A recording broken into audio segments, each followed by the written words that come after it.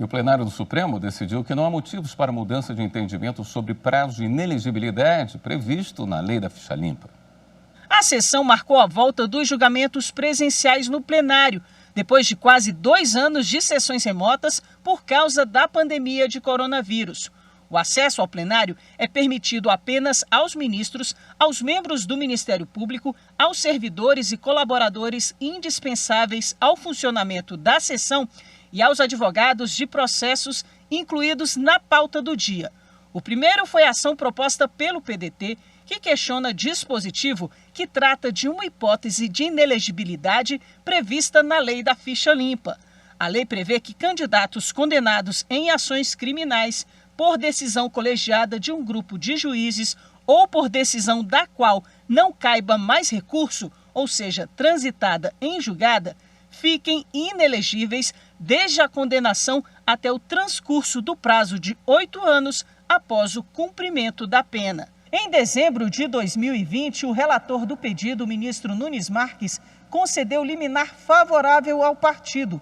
Ele reconheceu que a ausência de uma forma de descontar o tempo de inelegibilidade já cumprido poderia implicar em prazos indeterminados, o que seria inconstitucional.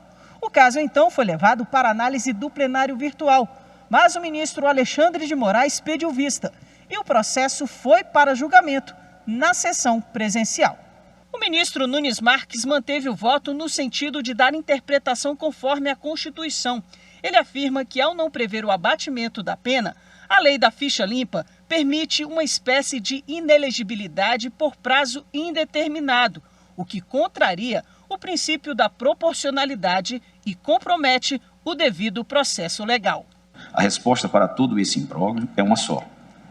Tem de se admitir a detração da inelegibilidade cumprida após a condenação por órgão colegiado.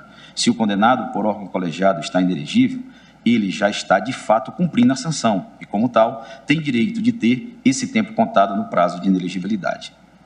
Propõe, ademais, a modulação dos efeitos da presente decisão, de tal maneira que ela seja aplicável apenas aos pedidos de registro de candidatura posteriores ao deferimento da medida liminar na presente ação, 19 de dezembro de 2020, e aos processos de registro de candidatura das eleições de 2020, ainda pendentes de apreciação na data do deferimento da liminar, em qualquer grau de jurisdição, inclusive no âmbito do TSE e do Supremo Tribunal Federal. O ministro Barroso divergiu e votou no sentido de que deve ser deduzido o período de inelegibilidade transcorrido entre a condenação por órgão colegiado e o início do cumprimento da pena. A minha tese de julgamento, presidente, é precisamente a seguinte: do prazo de 8 anos após o cumprimento da pena previsto no artigo 1º, inciso 1, letra E da Lei Complementar número 64 de 90, deve ser deduzido o período transcorrido entre a condenação por órgão colegiado e o efetivo início do cumprimento da pena. Diferentemente dos outros 2 ministros, o ministro Alexandre de Moraes votou pelo não conhecimento da ação. Para ele, a ADI seria uma ação rescisória disfarçada. Isso porque o Supremo já declarou a constitucionalidade do dispositivo questionado em outro julgamento.